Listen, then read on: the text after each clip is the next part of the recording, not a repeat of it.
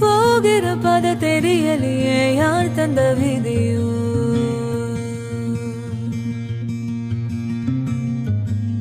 தூரத்தில் வரும் வெளிச்சம் இல்லா நீ செல்லும் வழியோ,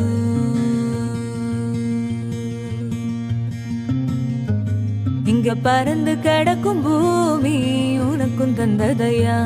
இங்க இருக்கும் அத்தனை சாமியும் உனக்கு சொந்தமையா. உன்